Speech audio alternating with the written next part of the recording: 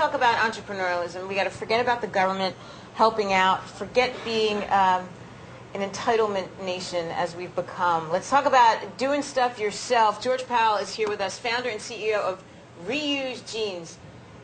I don't even know where to begin because we got a lot of stuff on the table, but we got to back up a little bit and talk about how you started this. This is a company that makes jeans from recyclable textiles. Okay, go.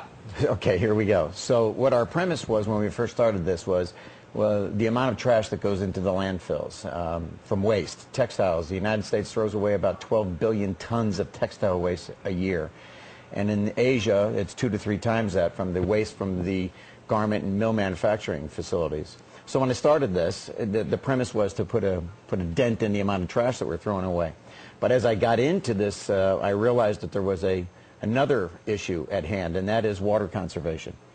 It takes about 1,600 gallons of water to grow 1 pound of cotton. It takes 1 pound of cotton to make 1 pair of jeans. Wait, say that again, 1,600 gallons of water to grow 1 pound of cotton. And our product is 80% recycled. So we're saving 80% of that 1,600 gallons of water. Now, you got to back up a little bit because you were just telling me before that you were semi-retired when you started this company. I was. So what made you get off, out of retirement and hanging out in Starbucks and said, I got to go back to work? It's my touching story. I was headed to the recycling center with my young son, Lukey. Okay. And we were dragging bottles and cans. And I've got the car loaded to the gills, taking them to the recycling center. And I had kind of an epiphany that I've been in the garment business most of my adult life. And I was like, my own industry is a very thirsty as well as a very dirty industry. And I really kind of left it that way. And I've got 6 kids. And I wanted to make a difference for my kids and for their kids and for the future. And so I said, there's got to be something that the garment business can do to become more sustainable. So the first thing I thought about was the amount of trash. Then when I looked up and did some research and found out how much of this was garbage, I was like, that's not good. And then when I realized the water conservation issue, I was like, I've got something here that really will save on the ecology in 2 significant manners. Now, we're looking at the men's line right now, which doesn't launch until spring. Until the spring. Okay, so you started with women's jeans. Started with women's. Of all places to start. We were just talking earlier about True Religion. I mean, there are thousands of different, high-end, low-end lines of jeans. Right. Why jeans? Well, because most of my production background is making production for those brands that you just mentioned. Right. And I do a lot of production for a lot of the major retailers under their own private brand. So I have an extensive background in the production end of the business. So stay with what you know, basically. Stay with what I know. Okay. So you launched these women's jeans. Women's jeans. And they took off. And they took off. And what's interesting is when we get the opportunity to tell our real story, especially when we can use some of the visuals, like this is the kind of trash that's created during the production of garments. So what is that? That's like extra? It's just the scraps that you have left over when you cut out from the pattern before you sew the garment together. Okay. This all falls off the table onto the floor, sweeps into bags, take it to the trash. And something like this now you're recycling. We take all of that. So you collect the trash. Trash. They're paying us to pick up the trash now. Where they used to pay $400 to take a 40-foot container away, they pay me the $400 to come and pick it up. We take it back to the mill, we scour, clean it, we run it through what we like to call a shredder. And when it comes out, it looks like this. Like cotton again. This is raw cotton, and this is ours. We take these two and we combine them, and we inject some spandex. So we have 80% of our recycled, 18.5% raw cotton. Wait, spandex? 1.5 spandex, so you have some elasticity. Nice. So we spin that back into a brand new yarn. We then take the yarn, it's kept on spools. The spools are placed on the weaving equipment, and the weaving equipment weaves brand new denim fabric. We have our own internal design. We have our own factory where we do the cutting and the sewing and the washing. We're very systemic in the entire process. So we try to be very sustainable from start to finish. What do you do with the scraps that you have left over? Turn it right back around. Turn it right back. Okay. Turn it right so back who around. bought your first pair of jeans? A store in Southern California by the name of Hobie. And the Hobie stores. What did they like? The notion that it was recyclable? Recyclable. Because I could see it being some, you know, if you go on the website and check out the jeans, your initial thought is that they're grungy and crunchy looking. Yes. And they're not. Yeah. No, I mean, you can hang with the true religions of the world. We do. That was the intent, I presume. That was the intent, as well as because of my production background, was to keep this at a saleable product. You know, it's $95 at retail. In our opinion, the $300 jeans, the $200 jeans, the $250 jeans, that's a tough business today. So we're at $95, which is in the sweet spot of where what's called premium denim is sold. So, you know, that was kind of the premise behind the whole thing, and, you know, this is where we are today, and we have actually 3 brands. R.E.U.S.E is an acronym for Recycle, Environment, You Save Earth. We have another brand which is called Regeneration, and that's for the middle tier retail operations. We have another brand called Re-Gear, all the same kind of a concept, a little bit different percent of recycled versus raw cotton.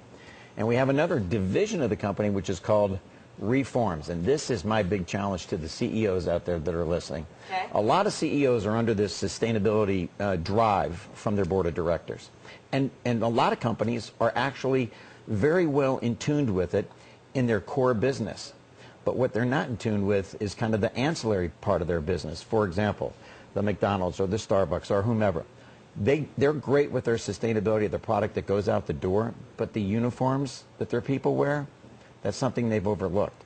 So I'm challenging some of these people to contact me at george@reusejeans.com, because we can take what they currently use as like a shirt for their employees and make it in an 80% sustainable cool. product. I've seen like some hotels do things like that. Yes. And it just adds to the whole green. People are into it. I get it completely. Okay, so wait, you're sold in about 200 stores now? Yes, we're in 200 specialty stores You at the have only moment. 10 U.S. employees? We have, because the vast majority of our business is done overseas. Okay, so that's something that I think is a point of contention for people, right? You're green, you're trying to help our carbon footprint, and yet the product is produced in China. Right. And why is that? Yeah. Because the vast majority of the garment business has been moved offshore. There's very little production facilities to make any garments in the U.S., partly because in the facilities where you would do dyeing have been basically shut down in the United States. We do use an eco-friendly dye in our facility from a German company called DyeStar. We recycle our own water at both the mill and at the production garment manufacturing facility. So we're as systemic in our approach as we possibly can be. Our labels are also made out of recycled materials. Our hang tags are made out of recycled paper. So we're as systemic as we possibly can be. We are, as we approach kind of critical mass in terms of quantity, we're looking at what's called vacuum packing. So we can take what was a carton this big, and when you suck all the air out of that, we'll be able to ship in a carton this big. So we'll hope to reduce our carbon footprint as we continue to grow. So you have celebrities wearing these as well? We do have celebrities wearing them, yes. Like, you want to drop some names? I don't want to drop any names because, well, Jessica Simpson.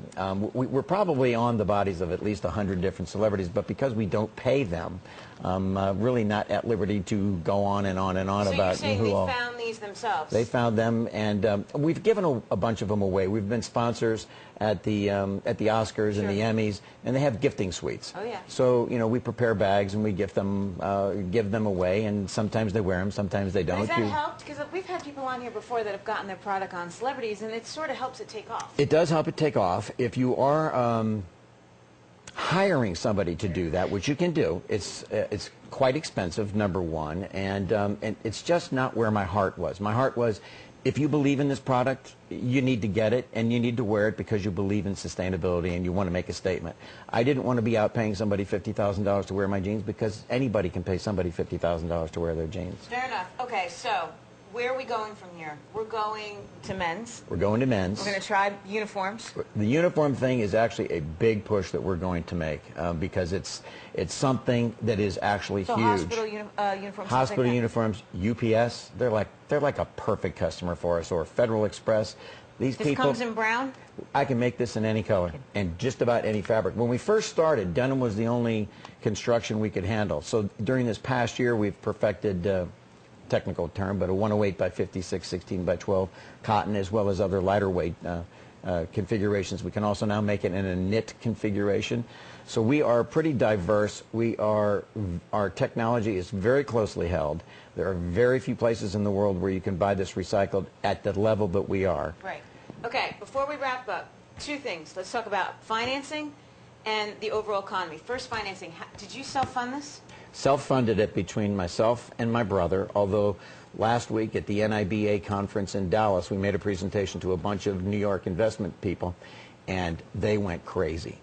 So we are trying to raise some capital at the moment to really expand this on a more expeditious basis. So you're not having trouble getting money, clearly?